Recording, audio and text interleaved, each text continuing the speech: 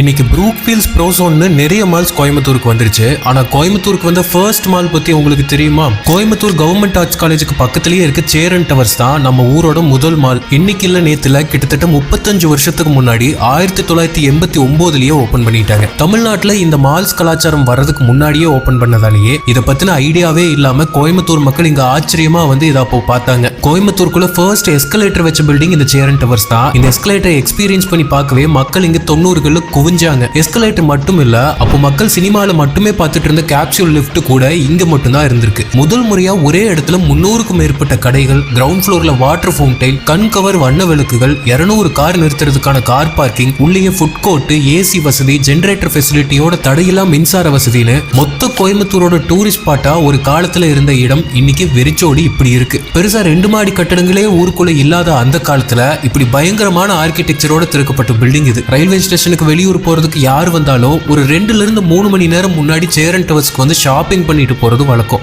இன்னைக்கு மாதிரி ரெடிமேட் துணிலாம் அப்போ இல்ல, எடுத்து தைக்கிறது தான் வழக்கம். இந்த மால்குள்ளேயே இருக்க கடைகள்லயே தீபாவளி பொங்கலுக்கு ட்ரெஸ் எடுத்து இங்கேயே இருக்க டெய்லர் ஷாப்ல கொடுத்து துணிகளை தைச்ச ஒரு கோல்டன் இயரா அது. நார்மலா கோயம்புத்தூருக்குள்ள எங்கேயுமே கிடைக்காத சில வெளிநாட்டு பொம்மைகள், வீடியோ கேம்ஸ் எல்லாம் இங்க இருக்கிறதாலேயே அன்னைக்கு இருந்து ஸ்கூல் பசங்களுக்கு வீக்கெண்ட்னாலும் சரி, வெக்கேஷன்னாலும் சரி வெளியில கூட்டிட்டு போக சொல்லி வீட்டுல அடம்பிடிக்கிற ஒரே இடமும் சேரன் டவர்ஸ் தான். இப்படி கோலாகலமா இருந்த இந்த மால் மெதுவா ப்ரூக்ஃபீல்ட்ஸ் ஃபன் மால் ப்ரோசோன் வருகைக்கு அப்புறமா 2000க்கு அப்புறமா மெதுவா களை இழுக்க ஆரம்பிச்சது. மக்களோட வருகை கம்மியானதால இங்க இருக்க கடைக்காரங்க சரியான வருமானம் இல்லாம காலி பண்ண ஆரம்பிச்சாங்க. காலப்போக்குல இன்னைக்கு விரல் விட்டு எண்ணக்கூடிய கடைகளோட ஆயிரம் நினைவுகளோட அந்த கம்பீரத்தை மட்டும் அப்படியே தாங்கி அழிவின் விளிம்புல நிக்குது சேரன் டவர்ஸ்.